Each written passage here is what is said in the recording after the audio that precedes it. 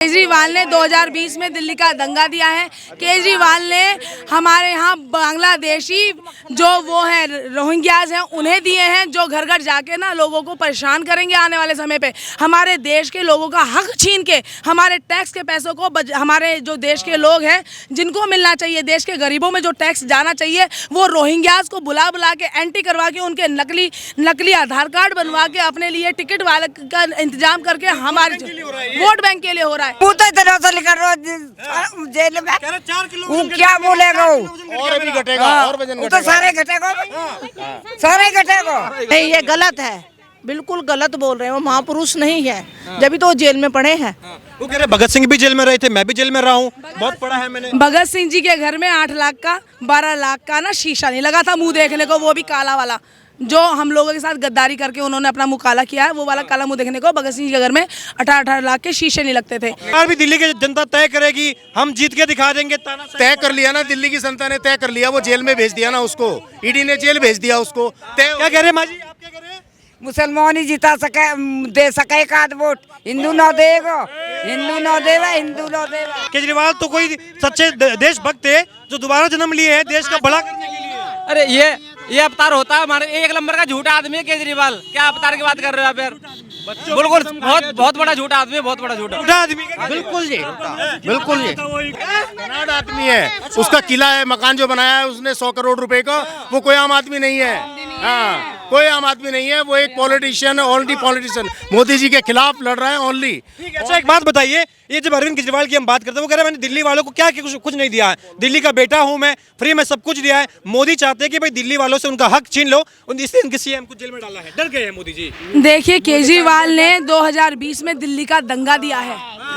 केजरीवाल ने क्या किया है?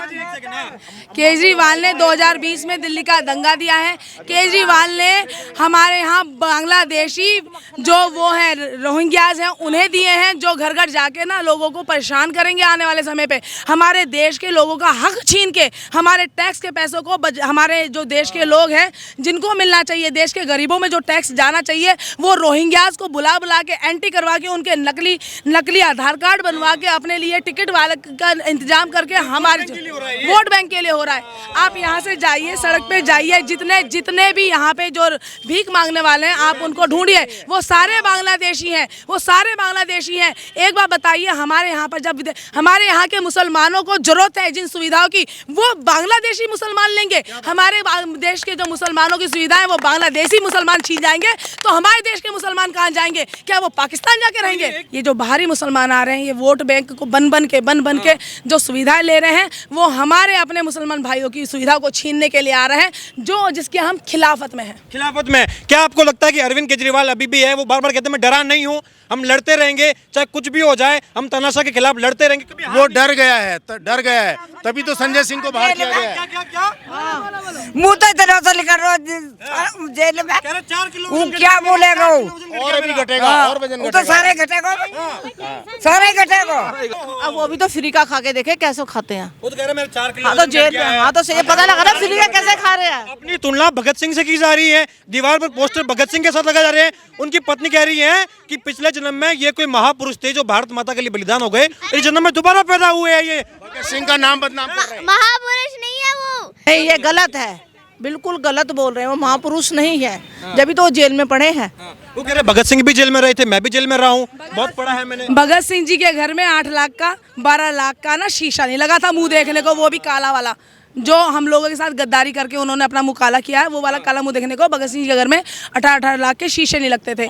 ठीक है, शीश महल नाम रखा है उन्होंने, है उनकी बीवी ने इनके वो बनते ही, मुख्यमंत्री बनते ही अपनी नौकरी छोड़ दी सरकारी 1.5 लाख रुपए की। इन्होंने हाँ, और इन्होंने IIT वाली अपनी जॉब छोड़ दी, और इनके घर में पैसे आ रहे हैं। कहाँ से आ रहे हैं भैया?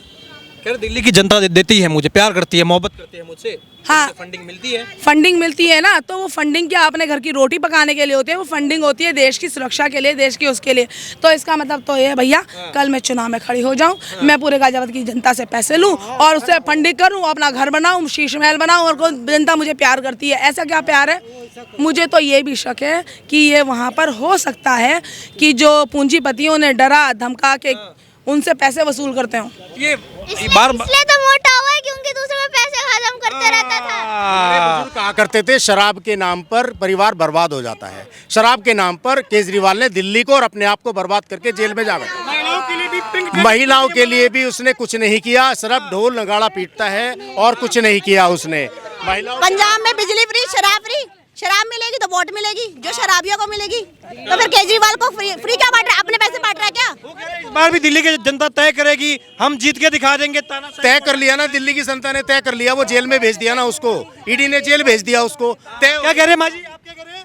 मुसलमान ही जिता सके, दे सके एक आध वोट, हिंदू न देगा, हिंदू न देवा, हिंदू न देवा। वो अन्ना जी का बेवकूफ़ बना के आया, फिर कुमार विश्वास का बेवकूफ़ बना के आया, अच्छे अच्छे कार्यकर्ताओं का बेवकूफ़ बना के, और उसने एक मंडली बनाई और मंडली आज की तारीख में जेल में है, इसलिए वो धाराशाही हो गया है। कोई ईमानदार सरकार नहीं है भाई साहब। वो शीश महल बनाया उसने जो अपना 100 करोड़ रुपए का, वो ईमानदार है।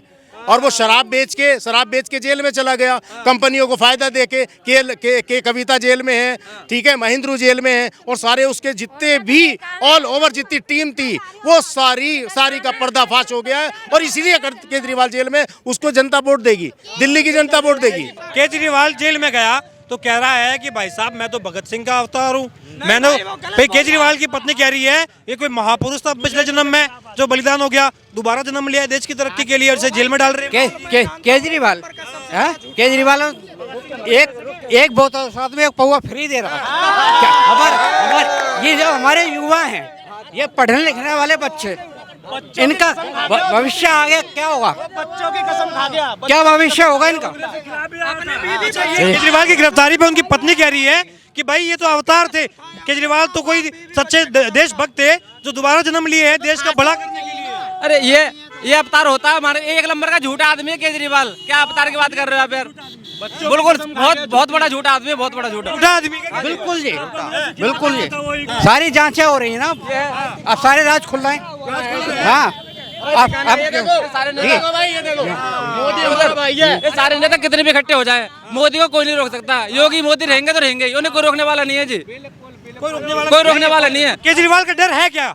कुछ डर नहीं है केजरीवाल का यार। अब आदमी कुछ भी भौंकता रहे, कुछ भी भौंकता आदमी बात बताओ यार, मैं सीएम हूँ भाई, मेरे को जेल में डाल दिया, तानाशाही तो है। क्या तानाशाही है? सीएम होते हुए जेल में पड़ा है, इतने घोटाला क्यों करे कि जेल में जाना पड़ा? अम्मा जी क्या नाम है आपका? बाला देवी। ये मोदी जी की रैली देखी आपने? देखी। क्या लग रहा है मोदी जी आएंगे वापस से? आएंगे। ये राहुल गांधी कह रहा है कि इस बार इलाज करूंगा ऐसा कि दोबारा कोई नहीं आ पाएगा। वो उसके हाथ में है, मोदी आएगा, हम कह रहे। मोदी आएंगे? आएगा।